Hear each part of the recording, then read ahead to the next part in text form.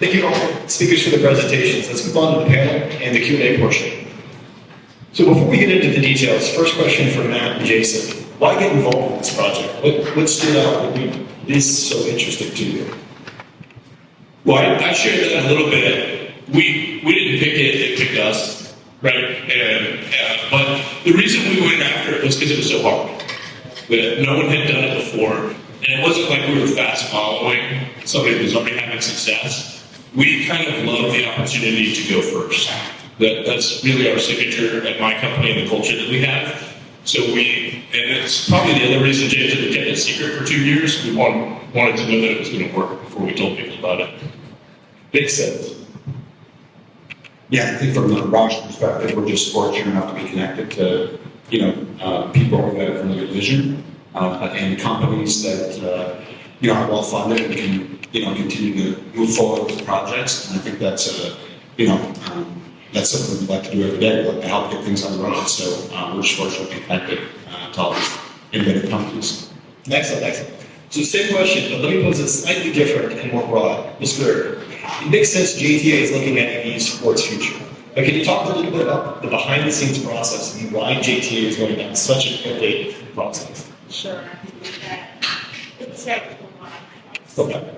So the why was really our skyway. Thank you. Our skyway automated people mover systems coming to the end of its useful life. When we went out to the community, the stakeholders, the civic organizations, and asked, what should we do? Everyone unanimously said, keep the skyway, but modernize the skyway and expand it to meet its original vision, which was 10 miles. When we thought through, Matt was there, when we thought through what that would be, what that would look like, autonomous electric vehicles rose to the top. We were able to look at that as really the solution to help us not only meet that need, but expand and modernize to serve the larger community. So that's how we ended up here. And again, thinking through innovation, creativity, how do we make something like this work? Making sure you got the right people on the team, making sure you think through all the different benefits, and there were numerous benefits, not just to the community, in serving everyone, especially the single members of our community, the elderly members of our community, but also making sure that this generates something for the community in terms of workforce development, new jobs, higher paid, higher skilled jobs. This was an opportunity to upskill our employees, but then this was an opportunity to partner with many of the Jacksonville significant players to really create a new industry. And so that's why we really stayed on this. And as far as the process, you have to have the right people, you have to have the right partners, which we did, and ensuring that from this standpoint, you can build it and they will come. You could come together and create something new and different and they would come. We knew that we wanted to do this. We knew at the time there were several entities there that could make this happen, but those entities unfortunately fizzled out. So having the right people on the team with the right partners mean that we can continue forward, build what we need to build the infrastructure that we needed to build to support this, and still come up with a system that would work for everyone. Excellent. I just want to add too that for those of you who have not been around autonomy very much, it's very, very difficult to deploy autonomous vehicles anywhere, but especially in a public environment. And there have been a lot of recent cases, very public cases of companies that have deployed and that have maybe gotten public scrutiny for maybe not controlling things in a proper way. And so I think that it's really important that there's a lot of excitement and I think a lot of momentum, but also it will take time for it to work perfectly, most likely. But if you can do it in a measured way with in a what they call a defined operating domain, then it can be successful. And I think that's what Jacksonville is putting together here. Excellent. And Jason, staying with you, could you talk a little bit about ROUSH's expertise in autonomous vehicles and how it's specifically laying into your role here at JTA and that everything? Yeah, I mean, so I talked a little bit about it in the presentation, but you saw the Google Firefly vehicle, you saw Neuro. I talked about the farming equipment also. So we do autonomy in a lot of different applications. ROUSH is not inventing the technology, we're integrating the technology. We're experts in integration of technology. And so that is where we really make a difference in these projects, is understanding, is the technology mature enough to be deployed, and are the right components chosen, is the right system in place to make it work. And that's really the differentiator that we bring to the table. And we also are able to prototype things very quickly and also move that to deployment. So we have customers that want us to build one thing, and we have customers that want us to build 1,000 things. And some that have desires to build a lot more than that. We're not quite there on autonomy. But the point is that we understand how the difference between let's go build something once and figure out, like, let's work the kinks out of it. Then let's go to 10 or 20 and let's start doing slow builds so we can understand how this might move into manufacturing. Did we take design for manufacturing into play? And then finally, how do we go manufacture something as well? And so I think that's where we really bring the expertise. We can highlight the areas where there might be issues, and we can focus in on those and make sure that we have the best potential for success. Excellent. Matt, you have an extensive history in this field. Can you talk a little bit about what you're going to be able to bring from the engineering level and some of the hurdles that you potentially see, and then how you plan to overcome those? Yeah, so all these projects with technology come down to workforce. Greer said that in her presentation. Jason talked about their workforce. It comes down to workforce. Technology for technology's sake is a waste of time, or it's a hobby. It's one or the other. It's not a real solution in the world. The only reason we like technology in our lives is because it works with us and for us, and we get it, or it makes our lives better. So one of the first things that we do, whether it's a manufacturing facility, a hospital, an e-commerce facility, or a smart city, is we look at the workforce and how can we design the technology to help the workforce. That means ergonomics, upskilling, adoption and training. There's a lot that goes into it. And I'm not going to say that we're perfect. Certainly in my engineering career, we've designed systems that technically were perfect on paper, and then the workforce didn't like it. So it didn't go so well. So that's a course correction we've made to where we always start with the workforce. We start with the people. And then the next thing I would say is you take a system approach. So technology by itself is just a unit. It's just a one thing. But if whether you're doing driverless vehicle systems, robotic systems, it doesn't matter. They have to all work together. And so it's understanding the technology and the full stack approach. What's happening in the cloud? What's happening locally? Do we have safety protocols in place? Are we keeping track of inventory? Those are all critical systems that have to go in to aid the robots and the technology. Speaking of that, can you, expand a little bit further about the ecosystem here in town and how we're able to connect with not only JTA to be able to do this project, but other companies like Miller, and how the ecosystem and the talent pool is already here for you guys to tap into? Yeah, so I don't know who was here yesterday. We had some show hands, but yesterday, Pete Cochran put on the Society of Tech Explorers, and we heard from, I think, 9 local innovators and company founders yesterday. There's a deep talent pool here in a lot of areas. Cybersecurity is world-class in Jacksonville. Smart city technology, especially cloud-based smart city technology, world-class. Other things like reliability engineering, you may not know what that is, but it's about making manufacturing better, is world-class here in Jacksonville. And then you've got other companies that, I won't steal their thunder, they're coming on stage next, but they have invested heavily in building practices here that support this electric vehicle environment. So not only do we have a foundational talent, but it's growing, and there are new companies located here.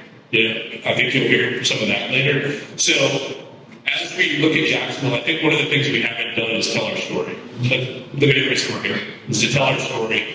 There is a lot happening. We have a great group of innovators. We have great foundational techniques. And then I want to kind of close this with, you're also going to hear a lot about the investments that academia and university is making, because it's great for me to be good at something. At this stage of my career, I can barely use Excel anymore, right? So I'm like going downhill fast, and I know some of you in the audience know what that means.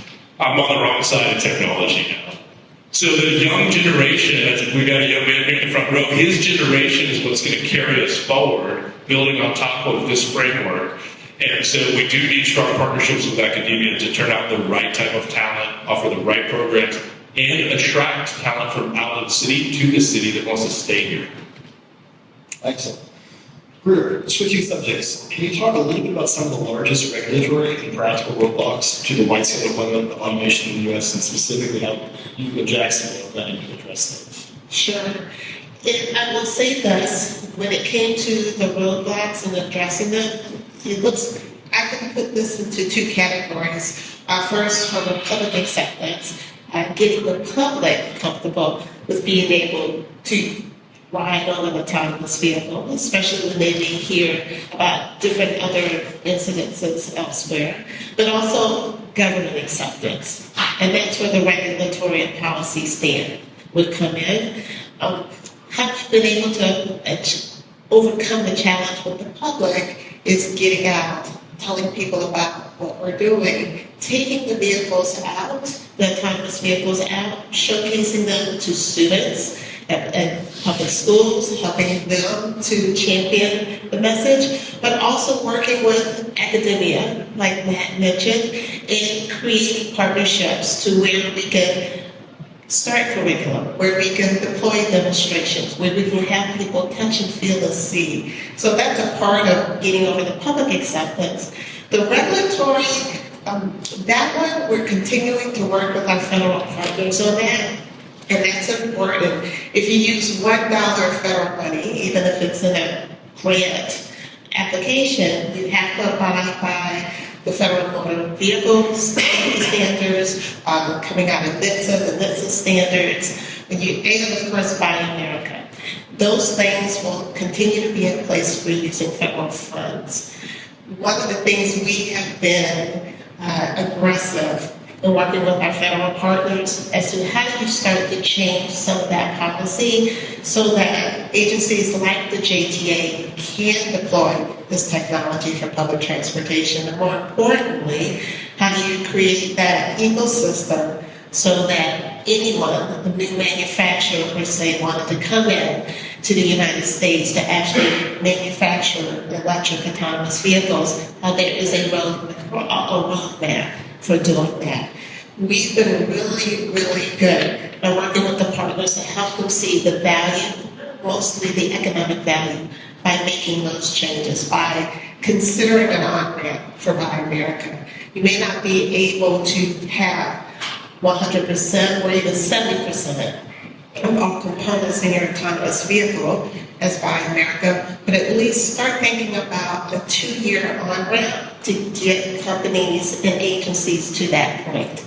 For us at the JTA, in order to overcome that, as we mentioned earlier, working with ROUSH, working with Miller and Beat, we're building an autonomous vehicle to be able to meet the Buy America and the FMVSS criteria. But in the future, if the policy and regulation change, and we want to see that, we still want safety, but we want to see it change, it allows anyone to come in and at least have a roadmap or at least a definitive timeline to get there. So there's still work and things to be done, but I think with this project, we're creating at least a path for everyone to follow, and hopefully our federal partners will get there with us. Well, speaking of a roadmap, what is the roadmap for this EV project? Is there a timeline when people in the community can start seeing different phases roll out and different parts of the plan? Yes, there is a timeline. So what you will see now over the next couple of months, you're going to see vehicles out on the roadway in Jacksonville for testing. You're going to see vehicles up and down the corridor of Bay Street, but then you're also going to see some demonstration projects in the neighborhoods around downtown, San Marco, Brooklyn, Riverside, and Springfield, because we want to test the vehicles, but we also want everyone to see what's coming. We are doing a great job of telling people about what's coming. But then you also will see like a phoenix rising out of the dust. Right in downtown, next to our headquarters, our command and control center, the operations and maintenance center. By October, you're going to see walls in that building footprint in place. It will be online next year. And then in the summer of next year, we will be ready with phase one, launching that service. And then shortly thereafter, you'll see the other phases come online. Excellent. So speaking of the process, Matt, I know you had a hand in planning some of the routes. Is that correct? Can you talk a little bit about how you went into that and some of the metrics and things you used to say that this is what needed to be done here? And again, late conductor with the trains. Well, actually, the person responsible is in the fourth row over there, Cheryl Freeman. So I just sent the email. She did the work. Fair enough. Yeah, so there was already a conception from the civil engineering and planning community. Like Greer said, JTA is really good at doing surveys in the community and public outreach. So they kind of knew where it needed to go. There's a sense of equity in the design. So for example, you can't just run to San Marco. Although the San Marco people would like that to be the focus, you also need to go to the north side and up into Springfield. Right. So there was a sense of equity. There was a survey of population density. But when we came to announcing the first route, it was very simple for me. Where did the Skyway fail? Well, you guys can call it out. Where did the Skyway fail? Not going to the stadium. Thank you, James. The Skyway failed because it doesn't go to the stadium. I bet you if it went to the stadium, we wouldn't even be having this conversation. Right? But somehow, in the city's history, they made this decision that it was going to go up and over the St. Johns River and all around, but it wasn't going to go to the stadium. So the reason that the first route of all the ones that were laid out was picked was, let's go to the stadium. Now, I didn't know how hard that was. Like I said, I just got to send emails and do PowerPoints. But Greer showed me for the first time the new map. When she spoke was the first time I saw the new map. Holy smokes, that's complicated. From a city, I'm a civil engineer from Georgia Tech. As a civil engineer and a person that does robotic systems and autonomy, that is a complex route, and I will guarantee you there were thousands of hours obsessing over the perfection of that route, which includes local, city, state, and federal highways on it. So you're not asking for permission one time, you're asking 4 times. So I can only imagine the complexity that went into that. And then the persuasion with folks like FDOT and the Federal Highway Administration that went into that. So anyways, you're the right woman to get it done. I'm proud of you. And this is something both you and Greer mentioned, the community itself. And before we open this up for questions here, I had one last question. Could you talk a little bit about the benefits the community itself can expect to see from the completion of this project? Yes. Mr. Ford uses this analogy every time he talks about this. There are so many segments in our county that we can't take a 40-foot bus. It's just too large, too wide, and we can't make that connection to people, whether they're at their houses, their homes, or at work, or if they need to get to work, we just can't get there. And so when we think about the future of focusing our service, our bus service, and making sure we have enough operators for our bus service, how do we ensure we get everywhere else? And that's why these vehicles are so important to our ecosystem, and the entire ecosystem, because we can take them in places where we can't go right now. And that's ultimately what we want to do. And that's serving everybody. So that's not just those who use us regularly, those who may choose to use us in the future. We think this will allow us to be able to do that, as well as serving the needs of everyone. So for community, I'll take the other standpoint. Let's talk dollars and cents. Because of JTA's success in the autonomous mass transit system, the city has now rolled up $500 million of investment.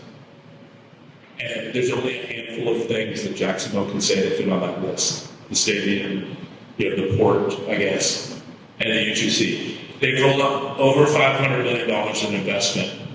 Local funding, federal funding, state funding, private sector match. new manufacturing coming to Jacksonville, expansion of existing software companies, expansion of existing electric service companies. So that's the one thing JTA has done a great job at, is buying local. And if you look at their vendor list, was moving really fast, but if you look at the vendor list of who's supporting the U2C, it's a majority local. And those businesses, because of their support of the program, are getting new work outside of the city, but they're also expanding their employee base. So I think when it's all said and done, it will be looked back on as one of the largest economic development impacts in the city. Please. It's bigger than just the city, because this project is really that lighthouse project for every other public transportation entity in this country. Because everyone is looking at the JTA and basically saying, we're going to follow your roadmap. You lay it out, we will follow it. So think about when new manufacturing comes, they're coming and they're going to serve all those other entities who are doing the exact same thing to serve their communities.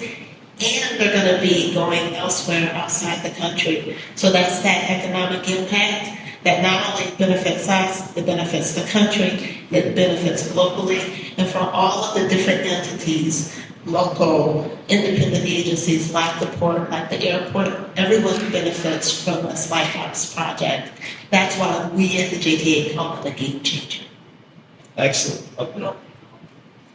I just like to add too that I'm not from Jacksonville in Florida, I'm from Detroit, and Detroit area anyway. I know some people don't like it when you say you're from Detroit, you're from the suburbs.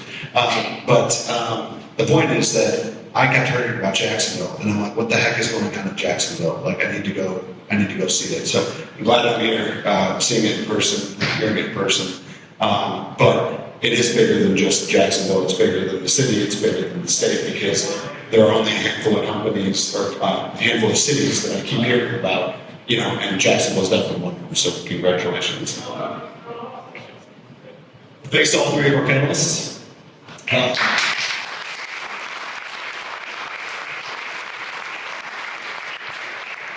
Was there any questions from anyone in the audience?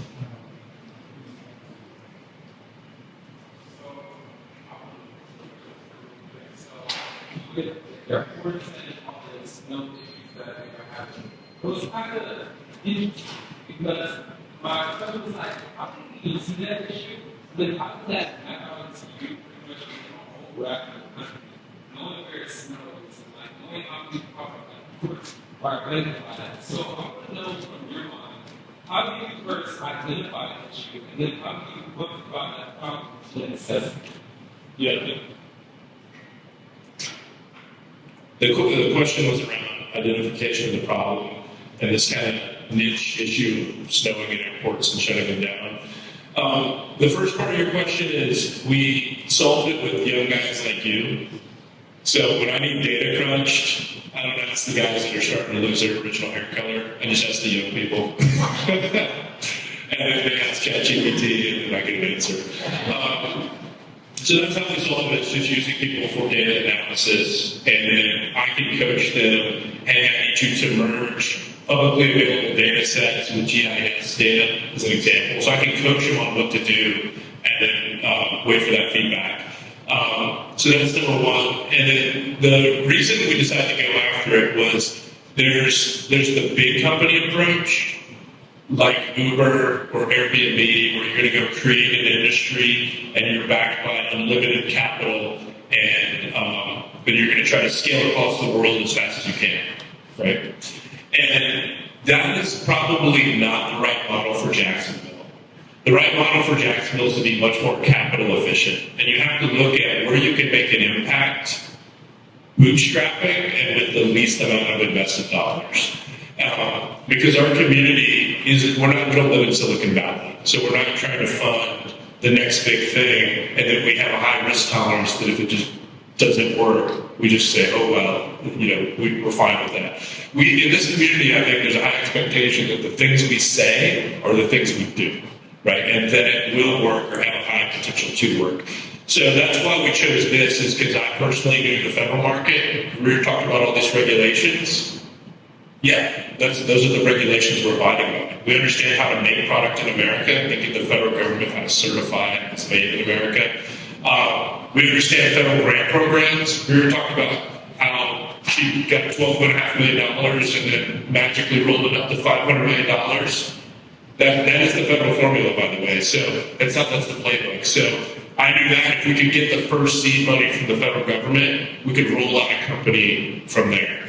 And so we kind of pulled on experience and then also having a mind to be frugal and focus on a niche market first before we go boldly into agriculture, mining, and all the other industries that want Jason's company to do the electric conversion. Well, thank you.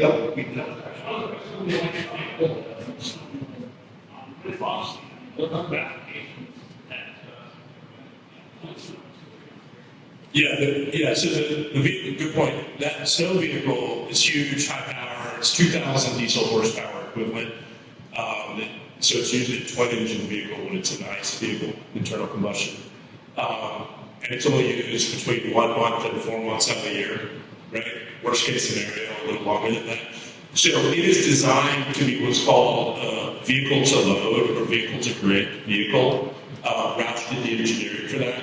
So I'll probably get Jason to comment on that. But this vehicle actually backs up the grid when it's not in use, especially if you buy the hybrid version, then that is a backup power source for the airport. And the same thing is sold with Tesla now. You can get a two-way charger for your Tesla and it can back up the house. So this will actually serve as an emergency backup generator or a peak shaving generator so that you're getting off the peak load electric in the summer and you're using your stored energy in the vehicles. So if you get a fleet of these, you can back up the entire airport. You want to comment on other projects you're doing that have similar economics? I'll just say, actually, I'm just curious, how many people in here have driven an electric vehicle? Okay, so not quite 50% probably. If you haven't, I highly recommend you do it. It is a totally different experience. And, you know, I would say that I've never seen my wife smile driving a car until I got her a really R1S. And now every time she hits the gas, she smiles. She loves that thing. So I highly recommend you guys go try one out. It's a totally different experience. And like I said before, it's not a political experience. It's a what you feel like driving kind of experience, right? And everything, you know, there's a place for every kind of propulsion system, I would say. So. Any other? Oh, up front. I think you got this question where updating the battery on the sounds like you're going full battery or full battery on. Yeah, we have, through ROUSH, we have three engine designs. We have a diesel genset for a hybrid. It's considered a plug-in hybrid. So just like a new BMW or something, it's a plug-in hybrid. The second design is full electric, which is 1 megawatt of electric. So that is like the biggest battery pack you've ever seen. It's, you know, it's bigger than the stage we're sitting on here, if that was a battery pack. And then the third is fuel cell. And Jason mentioned they've done hydrogen fuel cell for like 15 years already. So the deal with fuel cell, for you to understand, Jacksonville made the conversion to compressed natural gas already. So we have a compressed natural gas fueling station downtown that supports a lot of different vehicles, including JTA. To go to hydrogen, you have to have the same type of infrastructure. So you have to be able to make your own green hydrogen, is what it's called. And so for certain airports, there's actually a number of big ones that are going to convert to hydrogen. So we have the fuel cell option if they have that fuel available. And then we haven't designed to it yet, but we're willing to do a propane solution, like the clean tech solution you saw. We're agnostic to the power source. And our design is set up that way. We're agnostic. Well, that was all the time we had for questions. I appreciate everybody's patience and understanding. Thank you.